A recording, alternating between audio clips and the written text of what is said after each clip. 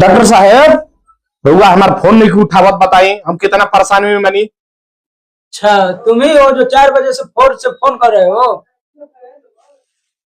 क्या बात हो गया? जानतनी बहुत समस्या हमारा पर भारी हो गई बा। हम तो फोन पर समझ लेते, लेकिन फोन ना उठे नहीं हरूगा। सज्जन को क्या तकलीफ है भाई? हम मुत रहा हूँ ना, तो धुआं फेंक रहा है।